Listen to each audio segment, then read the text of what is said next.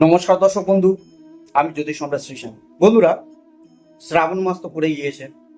এবার কম বেশি সবাই বাড়িতে হোক কিংবা বাবার মন্দিরে গিয়ে সবাই বাবাকে গঙ্গা জল এবং অন্যান্য দুধ, ঘি, মধু, যার যেমন মনস্কামনা সেরকম মতে সবাই তো বাবাকে অভিষেক করাবেন। কিন্তু আপনারা কি জানেন, এই পবিত্র শ্রাবণ মাসে বাবার তিনটি পবিত্র নাম আপনারা যদি জল ঢালার সময় তিনবার স্মরণ করেন, আপনাদের জীবন থেকে তো সমস্ত ধরনের দুঃখ কষ্ট দূর হবেই হবে, এবং তার সাথে আপনাদের মনের মধ্যে যে ইচ্ছা বা অপূর্ণ যে ইচ্ছা রয়েছে সেটি কিন্তু খুব তাড়াতাড়ি পূর্ণ হয়ে যাবে।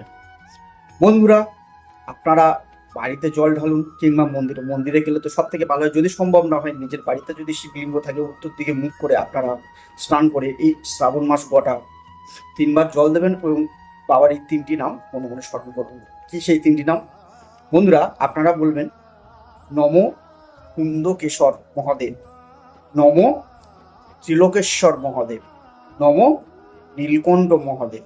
বাবার এই তিনটি নাম, পবিত্র নাম, তিনবার জল ঢালার সময় চোখ বন্ধ করে স্মরণ করে তারপরে আপনার যে মনস্কামনা রয়েছে সেটি বাবার কাছে জানিয়ে আপনারা চলে দেখবেন, খুব তাড়াতাড়ি আপনাদের জীবন থেকে দুঃখ কষ্ট দূর হওয়ার সাথে সাথে আপনাদের মনস্কামনা পূরণ হবেই হবে। কারণ সত্যিকার মন থেকে চাওয়া কোনো জিনিস ফলে যায় না, সেটা কিন্তু পূরণ